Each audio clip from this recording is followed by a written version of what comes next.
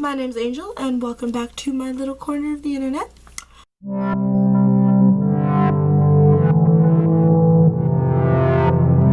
This is a continuation of my last video, which was the plot of Boys Over Flowers. So now we're gonna get into the second half of the show because the plot of this show is so intense and like really long. It's a typical K-drama, like lengthwise, the number of episodes, but oh wait, is it? I think it is. I don't remember. But the plot is very long and there's a lot of details to it.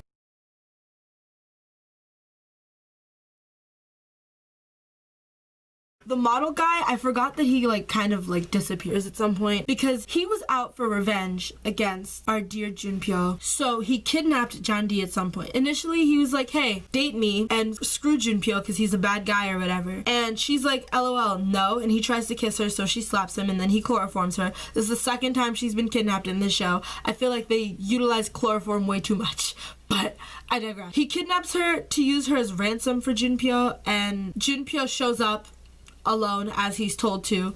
F4 subsequently ends up at his house, sees the ransom note, and goes after him, but not before the model's friends who are assisting him beat the crap out of Junpyo. And one of them is about to deliver a very severe blow to him, and Jandi somehow gets out of the chair that she's tied to and pulls herself over top of him, and she gets hit with a chair in the back. And her shoulder got injured, so she's not allowed to swim anymore. But she didn't get it checked out past when she went to the hospital after being kidnapped. And so it's gotten progressively worse because she keeps using it and keeps doing things. And the doctor's like, yeah, you'll probably never swim again eventually, because she goes to the hospital for shoulder pain after Jihoo finds out that she's injured because she's swimming and he pulls her arm and it hurts. And he's like, what's going on? So he takes her to the doctor and they tell her she'll probably never swim again because she kept swimming when she should have let her arm heal. Oh yeah, side note, the model guy was actually hired by Junpyo's mom. Fun fact, in case you were wondering. She didn't hire him to beat up her son, just to get rid of Jandi. But his older brother is the person that Jandi saved at the beginning of the show. So he has a personal vendetta against Junpyo because he made his brother want to kill himself. Anywho's, at some point in the show, my brain is forgetting when this happens. I'm gonna tell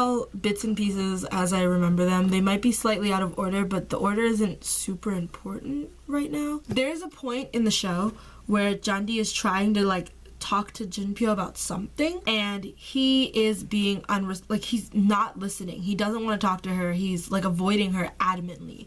Every time she tries to talk to him or corner him or whatever, he drives off or walks away and ignores her. So I don't know how his sister caught wind of this, but she sure did. And Jandi had gone to his house to try and talk to him, and he got in a car and sped off. His sister pulls up in her own car and says, you want to go after him? And she's like, who are you? And she's like, get in the car. She gets in the car. The two of them chase Junpyo down the street, and she's zooming down this highway, and she cuts him off at a corner by nearly causing an accident. So she gets out of her vehicle. She pulls out a stick made of the polished wood that goes on the interior of the car. I don't know what it was doing there. I don't know where it came from. She pulls out a stick. He gets out of the car to yell at her and call her crazy. She grabs the stick, gets out of her car, and beats him with it. And then she tells him he has to go home and he has to talk to Jandi.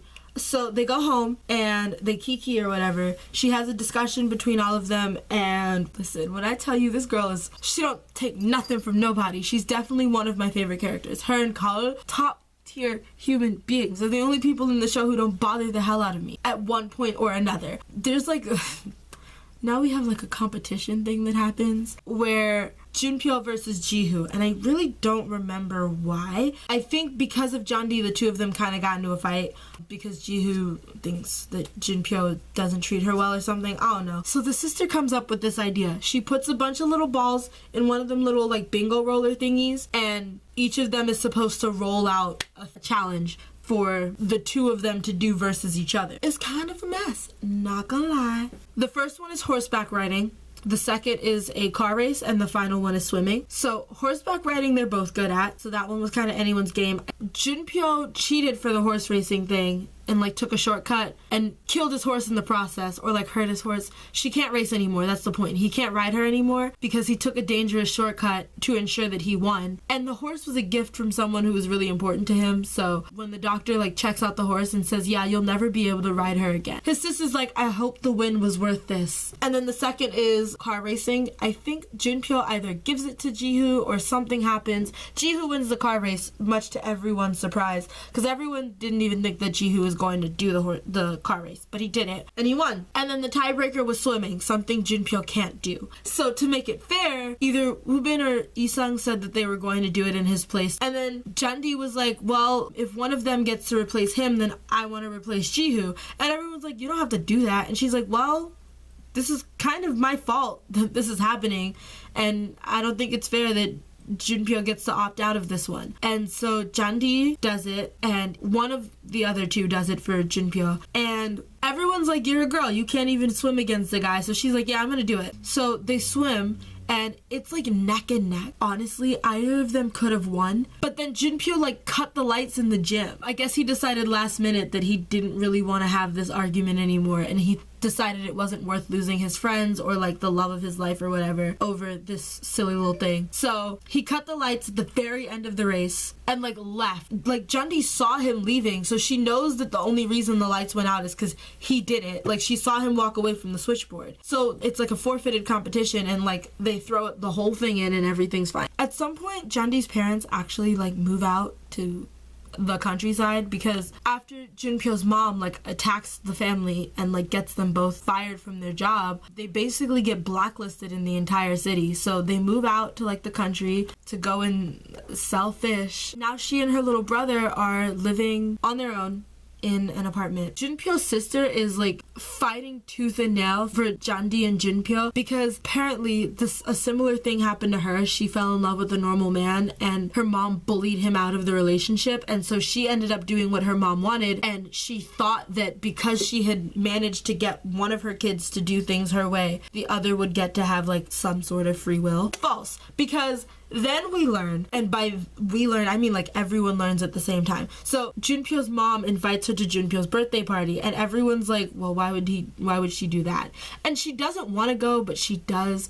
And she shows up, and Junpyo's like, what the hell are you doing here? My mom invited you, and you thought that it was a good idea to show up. Like, you know that means she's planning something, right? She, like, showed up anyway. All of F4 is backing her, except for, like, Junpyo, who doesn't know she's there until he sees her. There's a brief period where Junpyo sort of, like, ghosts her, because he wants his mom to leave her alone. So he's like, if I do what you want, you gonna leave her alone, right?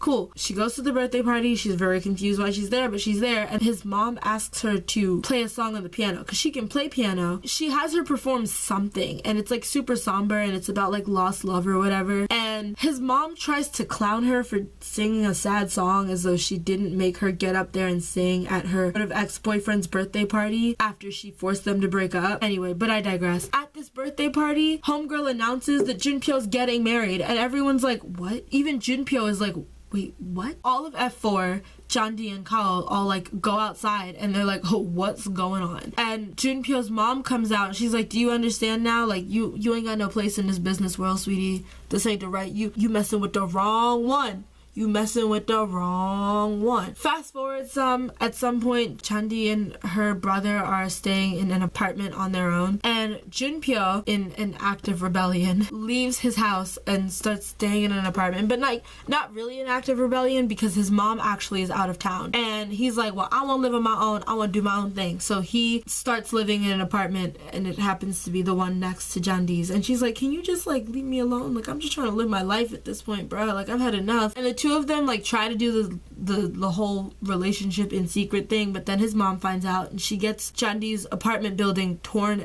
down. At this point, Jandi has to send her little brother to her parents. So now she's kind of like living on her own, and I think for a while she's like actually not living anywhere, and then she like passes out on the street because of exhaustion. Junpyo's sister is actually her emergency contact, who then like tears into her for not telling her that she like didn't have anywhere to go, and Junpyo's sister's solution is to get her hired by like the staff that works in Junpyo's house. So now she's living in Junpyo's house and like working there, and the like woman who's in charge of staff assigns her as Junpyo's like personal maid, I guess, and basically she has to do whatever he says, and she like has a personal phone to call him on and everything or whatever, because their mom isn't around. That's the only reason they get away with this BS. So Junpyo actually didn't know that she was going to be staying there until they kind of just bring her in during a meal period, and they're like, well, this is your new personal like handmaiden or whatever.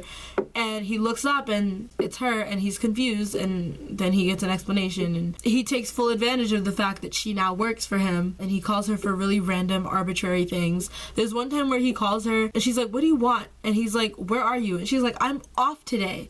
Do it yourself. Whatever it is that he was calling her for. But then Junpyo's mom shows up, and all is no longer well. She travels a lot, so Jandi goes into Junpyo's room to wake him up, because whenever anyone else wakes him up, he threatens to fire them, and so they're all scared of him. But now she's on wake-up duty for him, so she wakes him up, or she tries to, and he like rolls over her, grabs her, and says 5 more minutes, and now she's like trapped in his arms. And then his mom and fiance walk in and like cause a big stink, as they do, and the like head of staff or whatever says something about like her not being allowed to leave because she's not finished training her, and this, that, and the third. And she stays for a little while longer, and then she like eventually has to leave. And then Junpyo eventually sort of kind of caves to his mom's wishes and like stops talking to her. He like goes to China or something, and somehow Jandi is like convinced to like later on someone makes Jandi like follow after him or whatever. She gets to the hotel, she sees him like a kikiing with his fiance or whatever, and she's like, well,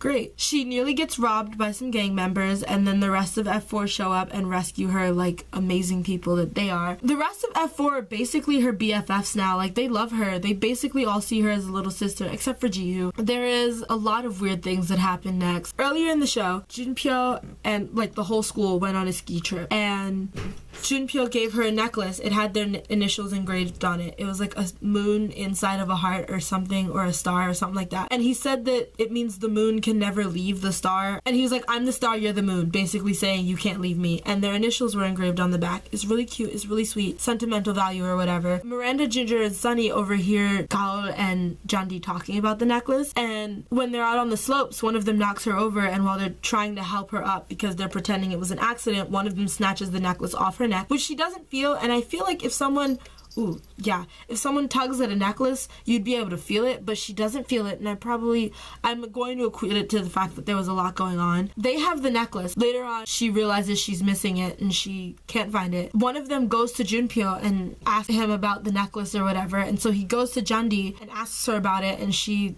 can't find it, and he gets mad because he thinks she lost it on purpose. And so because she feels guilty, she goes like back out into the snow, and then Jihoo finds out that Miranda, Ginger, and Sunny had it, takes it from them, gives it to Junpyo, and he's like, yeah, your girlfriend is out in the snow looking for this, and it was stolen from her. Now there's a snowstorm, so nobody can even go out and look for her. So Junpyo had to leave the trip early because his mom called him, and since he was mad at Jandi, he was like, yeah, I guess I'm gonna go. And so they call him, and they're like, your girlfriend is trapped out in the snow, and they won't send anyone out after her because there's a snowstorm happening. So he asks them to pull over at a mall so that he can use the bathroom. He buys a coat and slips past them really easily, hitchhikes his way back up to the mountains, and takes the snowmobile out into the snow to find her. The snowmobile eventually dies, but he does find her, and they walk up the rest of the slope to like a cabin, and the two of them just kind of spend the night in the cabin. Nothing happens. I mean, they kiss, but that's it. And at the end of the episode, for like maybe one of the only times in the entire show, there's bloopers at the end of them trying to do that scene where they're stuck in the log cabin and they're snuggling for warmth, and he's like shirtless and she's wearing his shirt because all of her clothes are like soaked through with melted snow, and he's like, you're gonna get sick. It's really weird because the two of them could not take themselves seriously doing that scene. Kind of funny.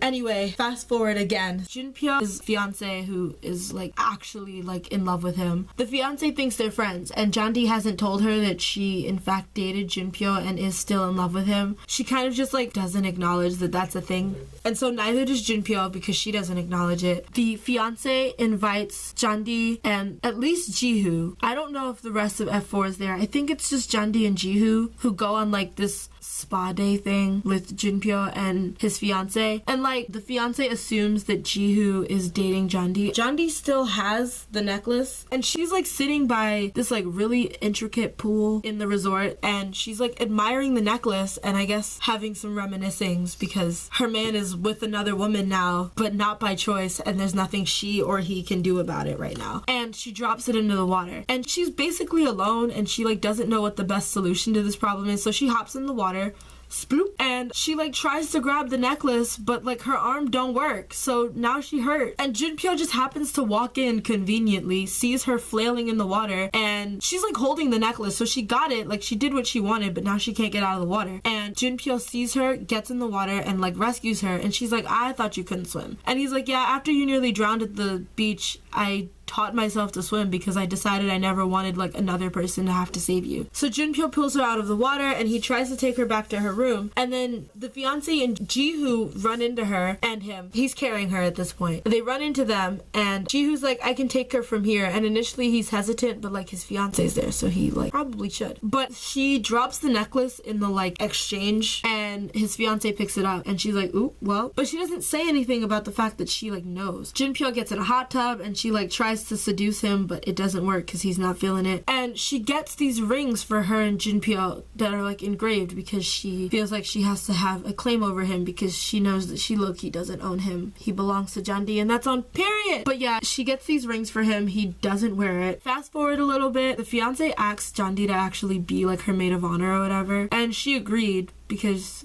I guess she's too nice. So like the wedding is happening. Junpyo's sister shows up and tells Junpyo not to like give up so easily. And the night before his wedding, he goes and he talks to the fiance, and he's like, I can't marry you. Like, I'm in love with somebody else and I really don't want to marry you. And she's like, I'm sorry, I'm in love with you, so you're gonna marry me tomorrow. And the wedding starts. Jandi actually gets kidnapped again. This time it's not as like obvious. They kind of just like put her in a room so that she can't interrupt the wedding, lol. But at the actual wedding, the bride objects, and everyone's really confused, but I think she did it because she realized that it wouldn't make sense to force Junpyo into an unhappy marriage, and she tells everyone not to blame Junpyo because it was her decision, and I was like, that's cute. Fast forward some more. Jandi eventually joins her parents out in like the countryside. Her mom and her brother are like happy to see her, but her mom is like, you need to go back to school, and her dad is like fishing, so like he's off on a boat and he'd been gone for a little while, and she's like, yeah, you need to go back to school, honey. I don't know what you think you're doing. And she's like, I don't want to. I kind of want to stay here. And apparently Jandi's mom has been like using the fact that her daughter was dating Junpyo to like earn like prestige or whatever within like her little countryside town. And then they were like, he's supposed to be married. That don't look like her. And then everyone's mad at her. And then Jihoo shows up out of nowhere. Jihoo finds her because there's like a news report on someone in that area, and she's in the background of the news report. So Jihoo goes out to her and shows up and sees this angry mob. He's like, whatever it is she owes, I will pay it. And everyone's like, oh my god, he must be part of the Shinhwa group. He must be the son or whatever, yada yada yada. I don't know why none of these people know what Junpyo looks like, but they all just assume that this is him. This is the son of the Shinhwa group. Jihoo confesses his feelings for her, and she's like, I'm really sorry. Like, you're really sweet. I don't see you that way. At some point, Junpyo comes out. Like, Jihoo told Junpyo that, like, she would be out there, but he initially didn't want to go, and then he decides to go anyway. And this, like, random drunk who I guess used to work for the Shinhwa group, but doesn't anymore, and decides he needs to enact revenge against their family by taking out the heir, tries to hit Jihoo with a car. Junpyo sees Jihoo, sees the car coming, pushes him out of the way, and he gets hit by the car. And the guy in the car feels bad because he didn't hit the person he thought he was gonna hit, even though that was who he technically was trying to hit. Now he's in the hospital. Jandi returns to the city. When Junpyo eventually wakes up from being unconscious, he has amnesia. But selective amnesia. Like, he still remembers the F4 and, like, everyone else in his life. He just has no recollection of Jandi specifically. The doctor describes it as, like, stress-related amnesia, so if something really stressful was going on prior to the accident, it caused him to forget about it, which may be true, maybe not. I don't know. I didn't know that was a thing that could happen to people, but I guess it can, and that's what happened to him. So he has no recollection of Jandi, and everyone's really confused as to what is going on here, and he like thinks she's like a creep, and like there's a girl in the hospital who he meets who suddenly has a crush on him, and Jandi brings him a bento box one day, but she like leaves it on the side, and like I guess it's not called a bento. She brings him a lunchbox. It's like all fancy and really nice and really sweet or whatever, and this girl who's staying in the hospital comes to his room before he wakes up that morning, and when he sees the bento, he thinks it's from her. I'm gonna keep calling it a bento. I apologize if that's not the correct term. I just don't know what the correct term would be, so we're gonna call it a bento. And he assumes it's from her, and she takes credit for it because she likes him. And after he gets out of the hospital, they like start dating sort of, but like under the guise that he's the girl who made him the bento, because he has recollections of the food in the lunchbox, but they're vague, so he doesn't know who made them. So he assumes that he like attaches the memories of the food to this girl that he literally just met in the hospital. And so now that's his girlfriend. Jandi comes to visit him post his hospital, and the girlfriend is like, yeah, maybe don't see him anymore. You cause him stress, and that's not good for him. And he asks his new girlfriend to make him a bento box, and he's like, this doesn't taste at all like the one you made before. And she's like, well, recipes change sometimes. And she's like, I'll get it right next time or whatever. And their relationship progresses really fast. They have a party. Jandi is invited to it, so she goes, and they announce that they're both going to the US abroad for like the next year or so. And Jandi goes to like talk to him one last time. She has the necklace and he has no recollection of it, and she gives it to him, and she's like, if everything like meant nothing, then like throw this out. And he's like, I don't even know what this is. If it doesn't matter anymore,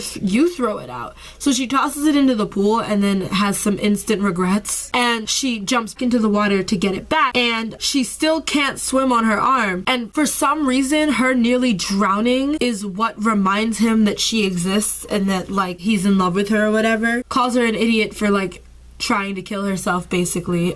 But he still goes to the US for the next few years, and like he talks in interviews about like this person who's like getting him through and who's waiting for him back home and yada yada yada and this, that, and the third. It's kind of cute. Meanwhile, the main character finishes high school and decides to go to med school because of Jiho's grandfather, and also Jihu, who decides to follow in his grandfather's footsteps and go to medical school. So Jihu's about to finish, and Jandi, I think, is repeating something. I don't know. Meanwhile, the story of Isung and Kal has a very weird progression. I'm going to take a moment to talk about that. Kal had a crush on him. Isung is a notable player because the girl he's in love with left his life a while ago. On one random Valentine's Day, she like told him to meet him somewhere, and he didn't meet her, so she like walked out of his life basically, and he has been a player ever since or whatever. He's very nice to Kal. She develops feelings for him, and he's like, LOL, don't get it twisted. I don't do like innocent little girls like you because they don't play my games. So she starts learning pottery because that's his passion. He's a potter. Kal's potter teacher is actually the girl from